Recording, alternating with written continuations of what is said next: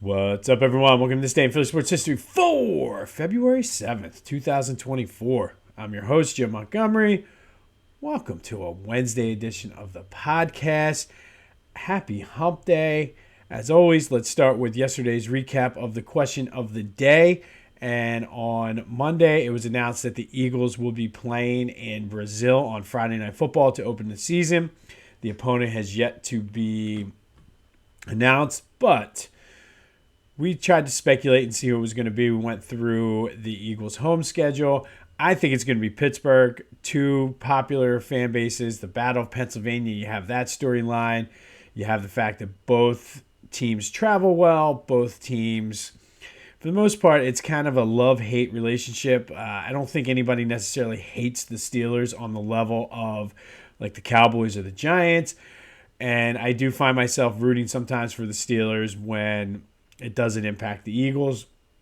And I think it's vice versa because I work with a lot of people from Pittsburgh. But at the same time, there is that rivalry. I'm not going to be like, hey, I'm a Steelers. No, like we want to be the king of Pennsylvania. So that's who I think they're going to go with. I think it makes sense financially for the NFL. That's going to be better served as a game in Brazil than a Sunday 1 o'clock or even a Sunday 4 o'clock game. Typically, they save some of the Sunday and Thursday night games for more rivalry, so I don't know if they're going to put that there. But you guys think it's the Green Bay Packers, 50% of you. I do think it's going to be either the Steelers or the Packers, so thank you, as always, excuse me, for participating in the question of the day. There will be another question later in the show. 267-495-8531. Get you in on the voice and text line.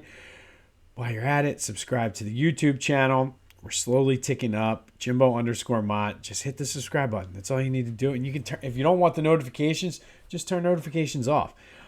No harm, no foul. But the more subscriptions we get, the better it is for growing this.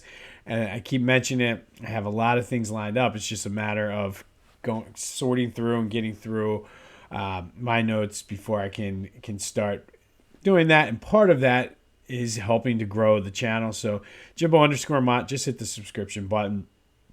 If you haven't done so already, buy your Girl Scout cookies from Ella. The link is in the description. She met her goal, but let's exceed it and start passing some soccer moms on the way, trying to get her to go on that camping trip. So anything you need for the Girl Scout cookies is in the description. Follow the link and it takes you right to her specific page.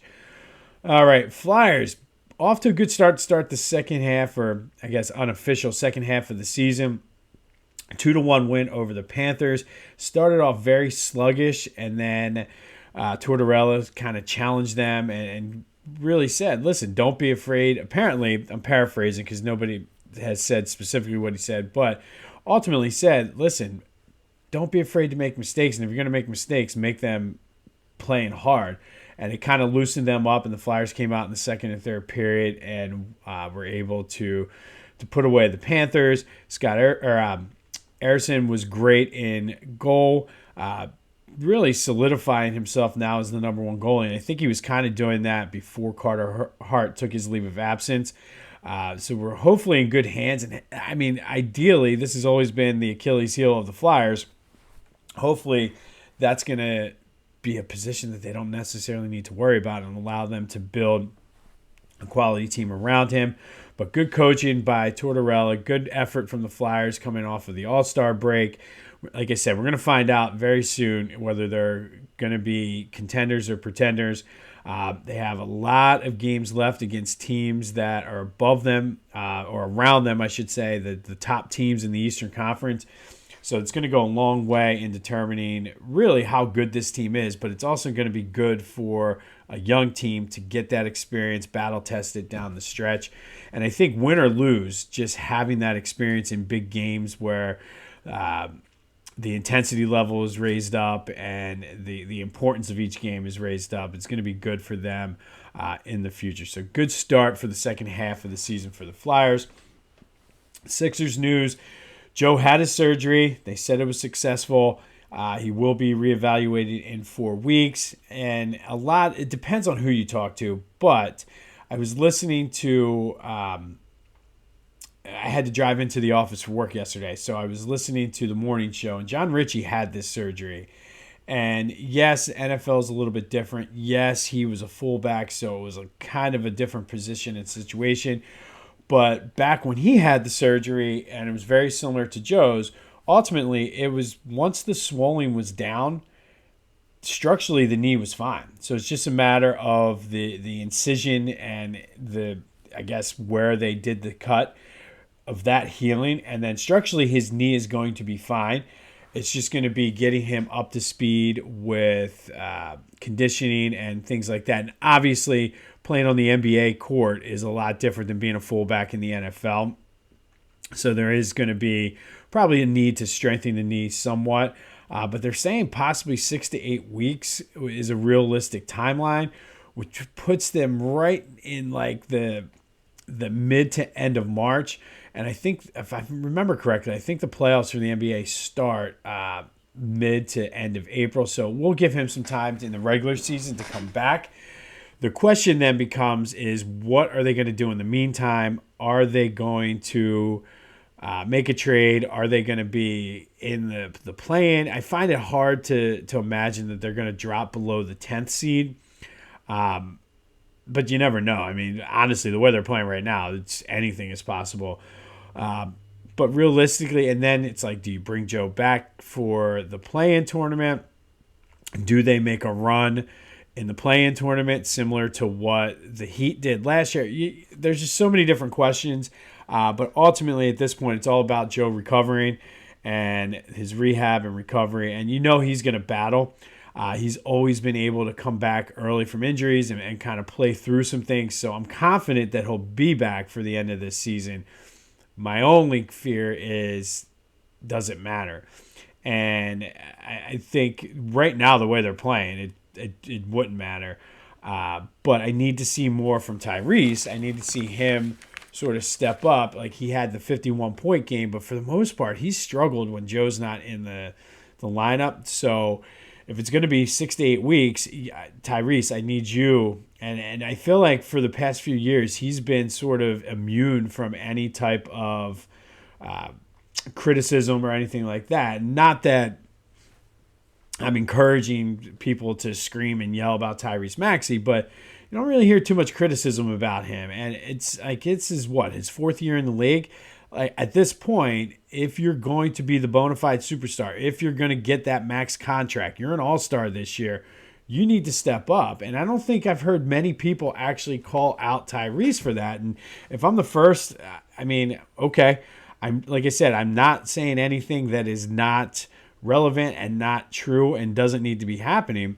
And I like Tyrese a lot. I just need him to step up more consistently when Joe is out, especially since it's going to be 6 to 8 weeks and we're trying to not lose a ton of playoff positioning, because it does appear, and this is speculation, but knowing Joe's history, knowing the procedure he had done, he's going to be back in time for the very end of the regular season and going into the playoffs. So, Tyrese, we need you to keep the ship afloat while Joe's out. Like, you're the first mate, the skipper is out, so we need you to step up and take us to where we need to be and not have the whole thing implode on us.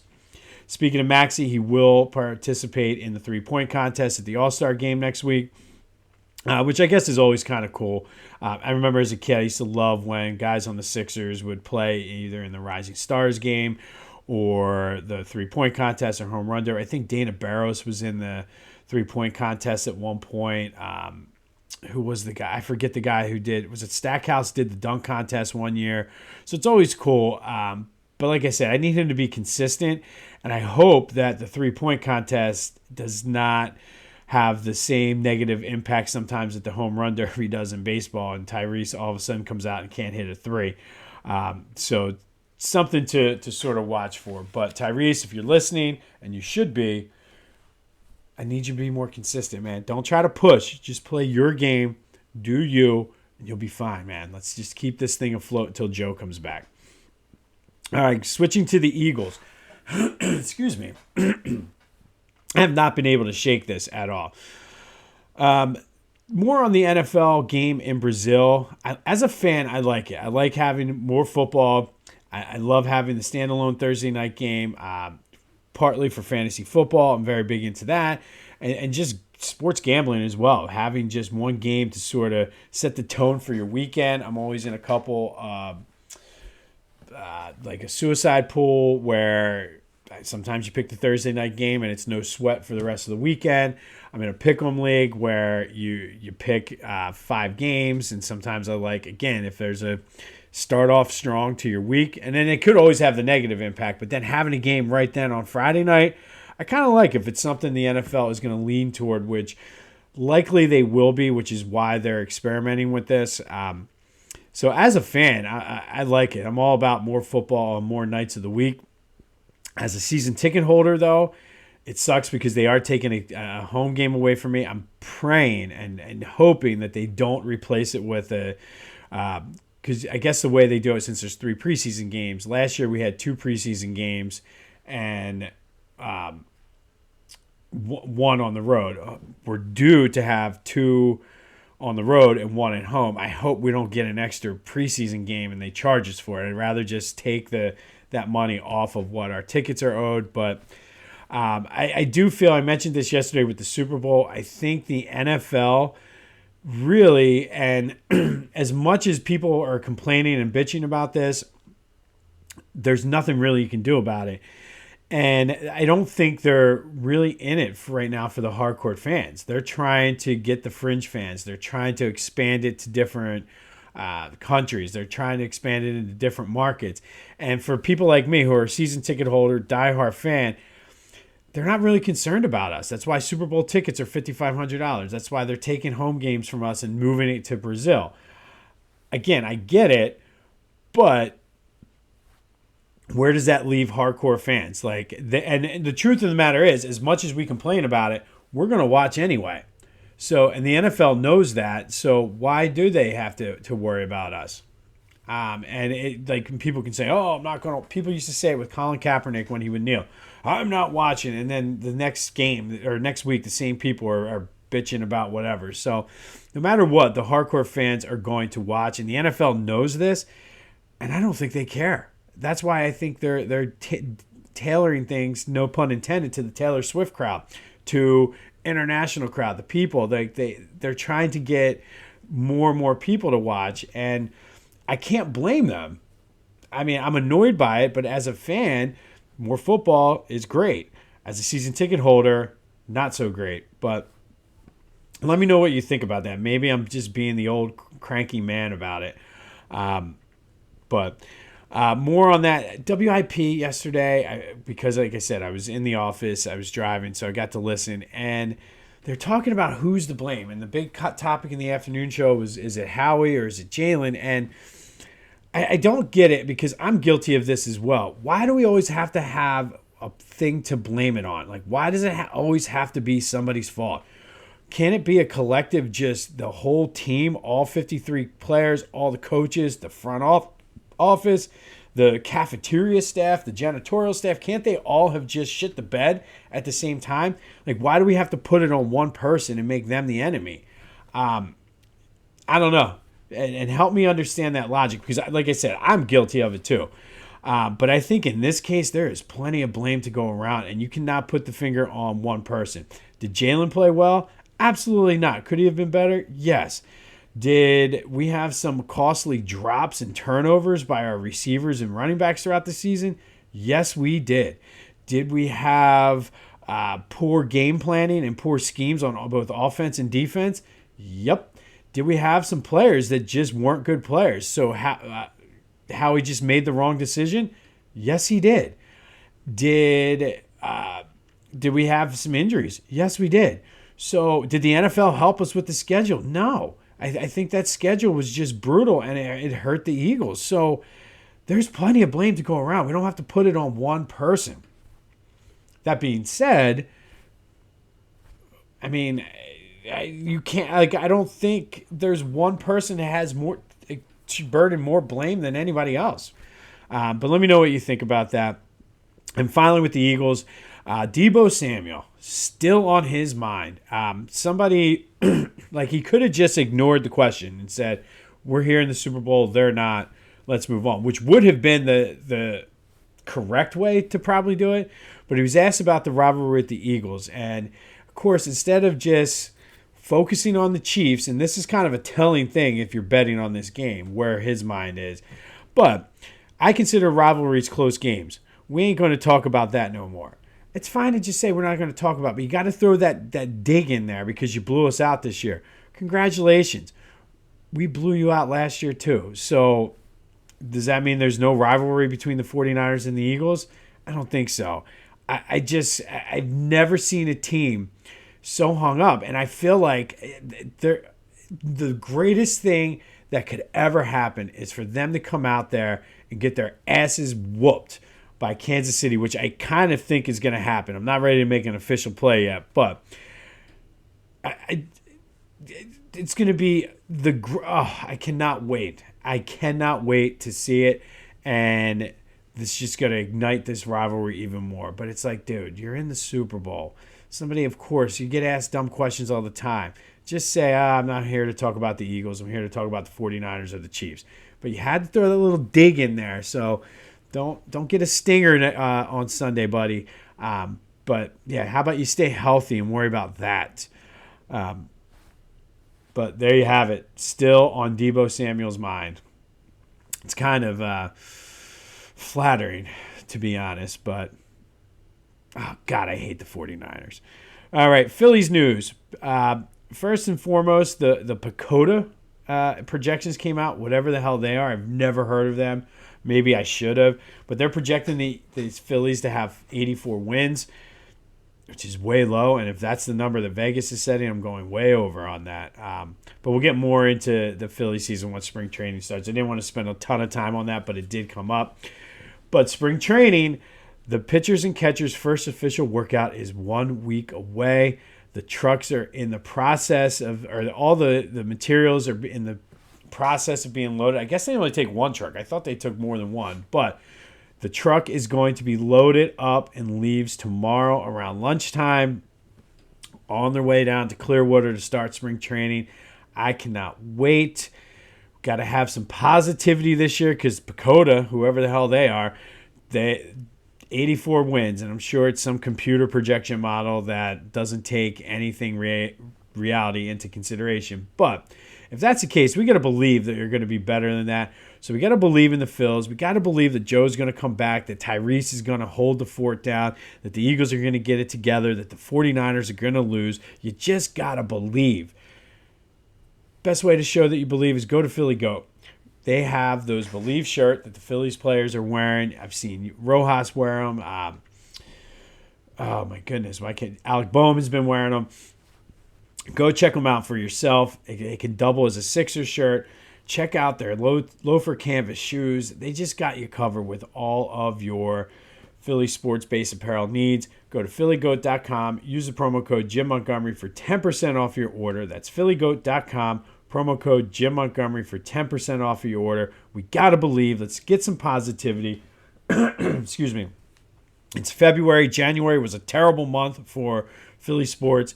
Let's make February. We got the extra day this year, too. Excuse me. I apologize. I wish I had a cough button so you guys didn't have to hear that. But we got an extra day. Let's make positive. Let's think positive thoughts. All right, today we're going to go back to 2015. And on this day in 2015, Philadelphia University, known as Jefferson University today, beat Post University 80-60 over at Gallagher Center in East Falls. It was Herb Magee's 1,000th win as a coach. He became the second ever men's coach to win 1,000 games.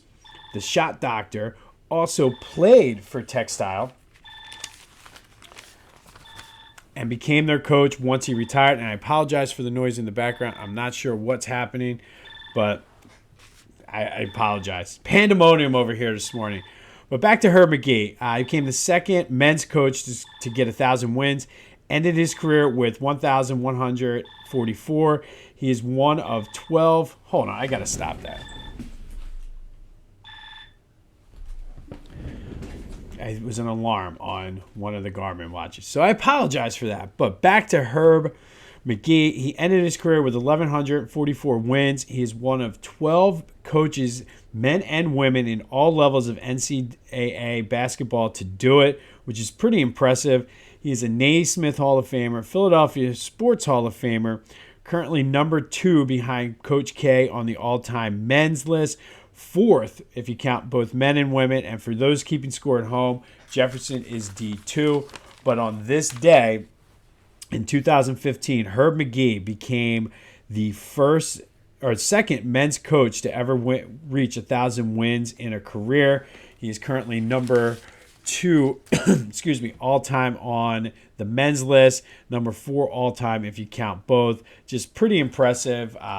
Did a lot of good things over there at East Falls for Jefferson. Currently retired, but still pretty active with the athletic program over there as well as the basketball community in Philly. All right, finally today, the Philly Sports Black History Spotlight of the day is Herman Frazier, who was a sprinter from Philly. Excuse me. So many interruptions today, so unprofessional. This is why I need you guys to subscribe to the YouTube channel so I can get a Baba Booey to make sure all of this is taken care of. But Herman Frazier started Germantown High in multiple sports. He ran club track for the Philadelphia Pioneers under legendary coach Alex Woolley.